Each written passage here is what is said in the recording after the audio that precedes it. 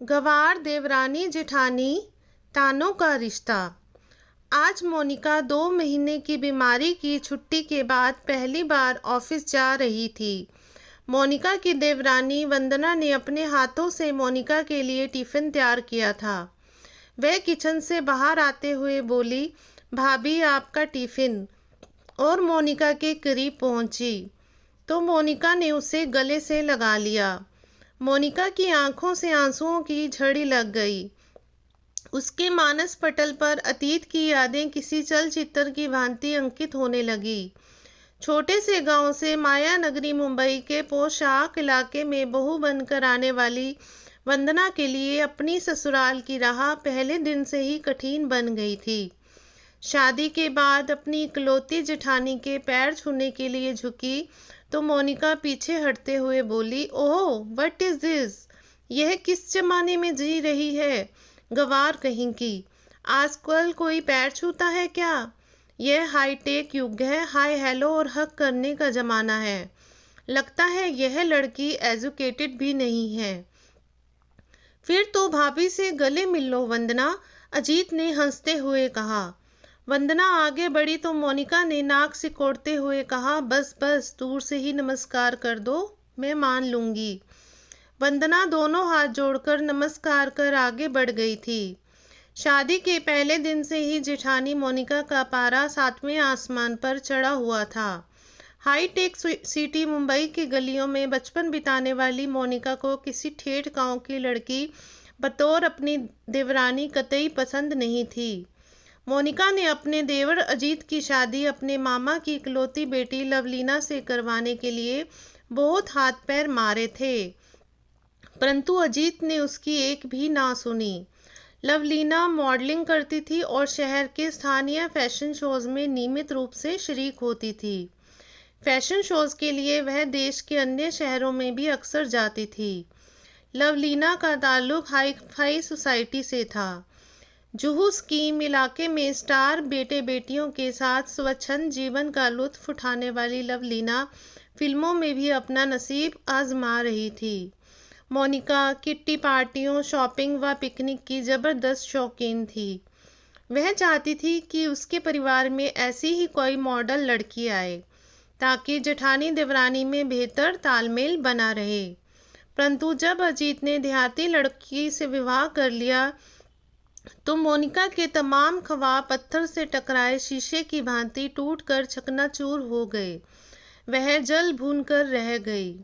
Ajit medical का छात्र था। जब वह MBBS के अंतिम वर्ष में स्टडी कर रहा था तब अपने मित्र सुमित के विवाह में शरीक होने उसके गांव गया था। वह पहली बार किसी गांव में गया था। पर्वतों की तलहटी में बसे इस गांव के प्राकृतिक सौंदर्य को देखकर अभिजीत को पहली नज़र में ही इस गांव से प्यार हो गया था।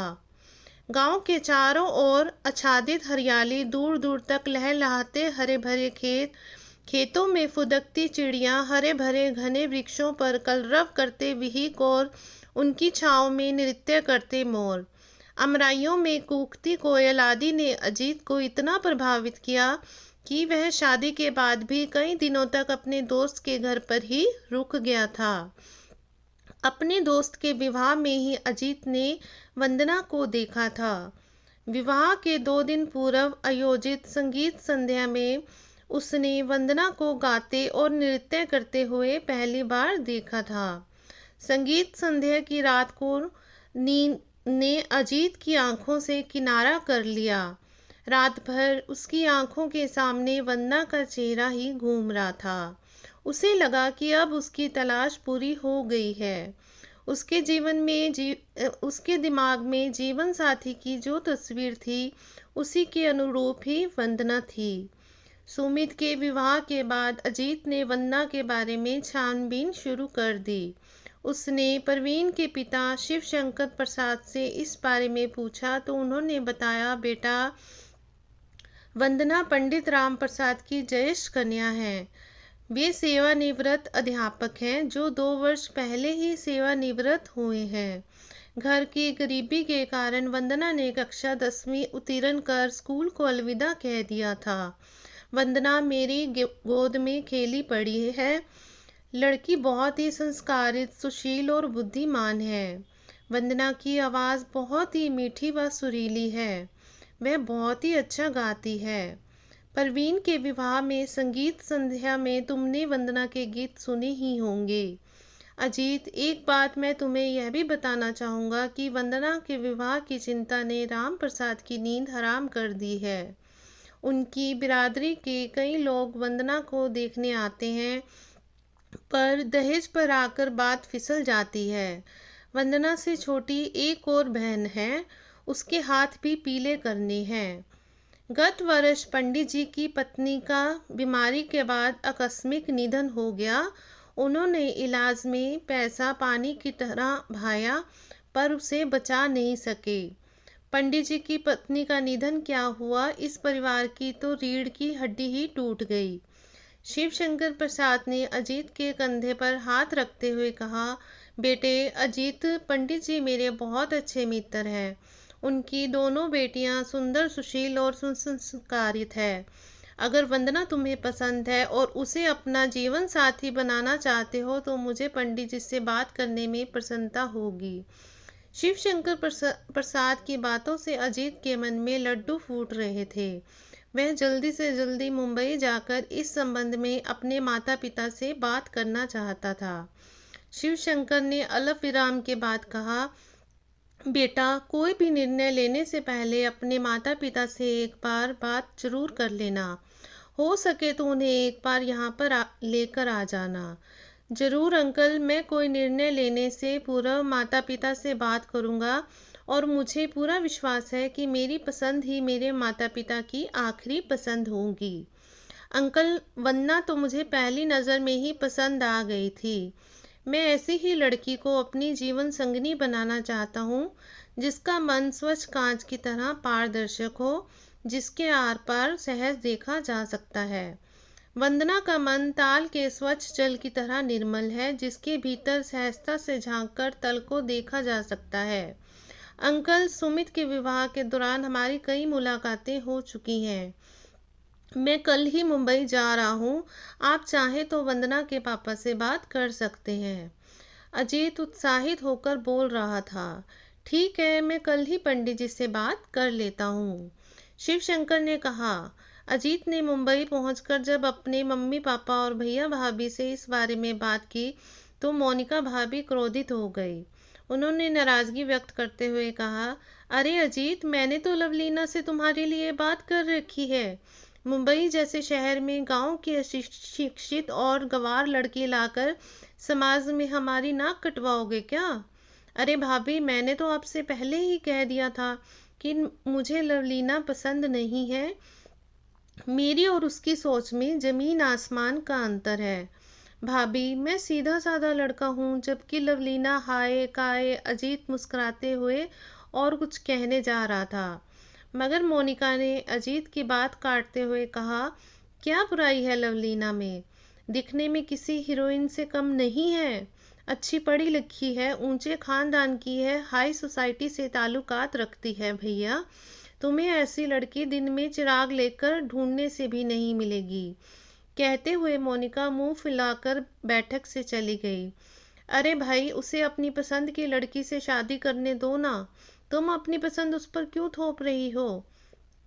अजीत के बड़े भाई रौनक ने मोनिका को समझाते हुए कहा, लेकिन तब तक मोनिका अपने कमरे में जा चुकी थी। 2 ही दिनों बाद अजीत अपने माता पिता को लेकर वंदना के गांव पहुंच गया। वंदना सभी को पसंद आ गई। अजीत की मम्मी ने तो वंदना के हाथ में शगुन भी दे दिया। चट मंगनी और पट विवाह हो गया। मोनिका की नाराजगी के बावजूद वंदना इस घर की बहू बनकर आ गई। वंदना को विवाह के पहले दिन से ही अपनी जेठानी मोनिका की नाराजगी का शिकार होना पड़ा। वह बात बात पर वंदना पर ताने कसती थी, लेकिन वंदना ने तो मानो विनम्रता का चोला पहन लिया हो। वह मोनिका के तानों पर छू तक नहीं करती, चुपचाप सहन करती रही। वंदना जानती थी कि शब्द से शब्द बढ़ता है, सो उसके लिए इस वक्त खामोश रहना ही उचित है। उसे विश्वास था कि समय सदैव एक समान नहीं रहता है, यह परिवर्तनशील है। एक दिन उसका भी वक्त बदलेगा। समय बीत रहा था। मोनिका एक सरकारी बैंक में नौकरी करती थी। वह हमेशा अपना टिफ़िन खुद बनाकर सुबह 9 बजे अपनी स्कूटरी से बैंक चली जाती थी और शाम को 5 बजे के आसपास वापस लौटती थी। वंदना से मोनिका इस कदर नाराज थी कि वह उसके हाथ की चाय तक नहीं पीती थी। मोनिका के बैंक जाने के बाद ही वंदना का किचन में प्रवेश होता था।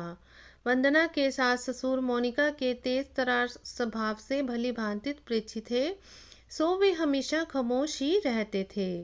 सब कुछ ठीक चल रहा था, पर किसी को क्या पता था कि कोई अनहोनी उनके दरवाजे पर जल्दी ही दस्तक देने वाली है। एक दिन शाम को बैंक से लौटते वक्त किसी टेम्पो ने मोनिका की स्कूटरी को पीछे से जोर से टक्कर मार दी। मोनिका ने हेलमेट पहना हुआ था, इसलिए उसके सिर पर तो चोट नहीं आई, मगर उसके दाएं हाथ और बाएं पैर पर गहरी चोट आई थी। किसी भले व्यक्ति ने अपनी कार से मोनिका को नज़दीक के अस्पताल में पहुंचाया था। अस्पताल से फ़ोन आते ही अजीत और वंदना तुरंत अस्पताल पहुंचे। मोनिका के पति रोहन ऑफिस के काम से भोपाल गए हुए थे। अजीत ने देखा कि मोनिका आईसीयू में है। डॉक्टरों ने बताया कि वह अभी बेहोशी की हालत में है, कुछ देर में उन्हें होश आ जाएगा। हेलमेट की वजह से उनके सिर में कोई भी चोट नहीं आई, मगर वह घबराकर बेहोश हो गई है। उसके हाथ और पैर में भी गहरी चोट लगी है। फ्रैक्चर भी हो सकता है। एक्सरे रिपोर्ट आने के बाद ही पता चल जाएगा। कुछ ही देर में मोनिका को होश आ गया। डॉक्टर ने अजीत को इशारे से अंदर बुलाया। अजीत ने मोनिका को बताया कि वो बिल्कुल ना घबराए, उनके हाथ और पैर में ही चोट लगी है, सिर में कहीं चोट नहीं आई है। एक्सरे से मालूम पड़ जाएगा कि फ्रैक्चर है या नहीं। कुछ ही देर बाद डॉक्टर ने एक्सरे देखकर अजीत को बताया कि मोनिका के दाएं हाथ और बाएं पैर में फ्रैक्चर है। उन्हें करीब 1 सप्ताह अस्पताल में रहना पड़ेगा। अजीत ने फ़ोन द्वारा रोहन को घटना की जानकारी दी। करीब 2 सप्ताह के बाद मोनिका को अस्पताल से छुट्टी मिली। अजीत और वंदना के साथ मोनिका घर पर आई। घर के दरवाजे पर ही मोनिका को रोककर वंदना ने कहा, भाभी, अब तुम अपने लिए पानी का गिलास तक नहीं भरोगी। डॉक्टर ने वैसे भी आपको पूरे 2 महीने आराम करने की सलाह दी है। फिर आपके एक हाथ और एक पैर पर प्लास्टर चढ़ा है, आपको अब आराम की सख्त ज़रूरत है। आज से आप मुझे कोई भी किसी भी प्रकार का काम कहने में कोई संकोच नहीं करोगी। ऐसा मुझसे वादा करो, तभी मैं आपको घर के अंदर आने दूंगी। यह कहने के साथ ही वंदना बीच दरवाजे पर खड़ी हो गई। मोनिका की आंखों में आंसू छलक पड़े। उसने वंदना को एक हाथ से अपनी ओर खींचते हुए उसका माथा चूम लिया और रूधे कंठ से बोली, वंदना, मुझे माफ़ कर देना, मैंने तुम्हें ना जाने क्या क्या कहा और तुम्हें बेवजह परेशान भी किया। तुम पिछले 2 सप्ताह से सब कुछ भुलाकर मेरी सेवा में समर्पित हो गई। इतनी सेवा तो अपना भी कोई नहीं करेगा। वंदना, तुम्हें इस घर में आए अभी 7 महीने ही हुए हैं, पर तुमने अपनी मृदुल वाणी और विनय भाव से हम सबका दिल जीत लिया है। मुझे अजीत की पसंद पर गर्व है। वंदना, तुम्हारे बर्ताव से एक बात मेरी समझ में आ गई कि गांव की लड़की अशिक्षित हो सकती है, मगर अनसंस्कारित नहीं। तुम पारिवारिक एटिकेट्स की जीती जागती मूर्त हो। वंदना, प्लीज़ पहले तुम मुझे माफ़ कर दो, तो ही मैं अपने घर में प्रवेश करूंगी। भाभी, आप बड़ी बहन के समान हैं मेरी, जिसे अपनी छोटी बहन को डांटने और फटकारने का हक तो होता है ना। फिर भला मुझे बुरा क्यों लगेगा? आप माफ़ी की बात करके मुझे शर्मिंदा ना करें, यह तो आपका विनय है भाभी। कहते हुए वंदना ने अपनी जेठानी को भावों में भर लिया। अरे भाई, जेठानी और देवरानी की डायलॉग बाजी ख़त्म हो गई हो तो हम अंदर चलें क्या? मुझे और अजीत को जोर से भूख लगी है। दरवाजे के बाहर खड़े रोहन ने अजीत की ओर देखकर मुस्कुराते हुए कहा, हाँ हाँ भाई साहब, खत्म हो गई है हमारी डायलॉग बाजी। आप सब भीतर आइए, मैं भाभी को कमरे में बिठाकर आप सभी के लिए चाय नाश्ता बनाती हूँ। कहते हुए वंदना ने अपने दोनों हाथ मोनिका की तरफ बढ़ा दिए, जिन्हें उसने कसकर पकड़ लिया और धीरे धीरे वंदना का सहारा लेते हुए अपने कमरे की तरफ बढ़ने लगी। अरे भाभी, आप कहाँ खो गई हो? अब तो मेरा हाथ छोड़ो ना। आपने कब से इसे कसकर पकड़ रखा है? आपको बैंक जाने में देर हो रही है, वंदना ने कहा। ओह सॉरी वंदना, मैं तो अतीत में पहुंच गई थी। कहते हुए मोनिका ने वंदना के हाथ से टिफिन लिया और अपने पति रोहन के साथ धीरे धीरे सीढ़ियों से उतरने लगी। तो दोस्तों, कैसी लगी आपको देवरानी और जेठानी की ये हमारी कहानी? कहानी अच्छी लगी हो तो लाइक ज़रूर कर दीजिएगा। कहानी के बारे में अपनी राय भी दीजिएगा और ऐसी ही प्यारी प्यारी कहानियाँ सुनने के लिए हमारे चैनल को सब्सक्राइब भी ज़रूर कर दीजिएगा। धन्यवाद।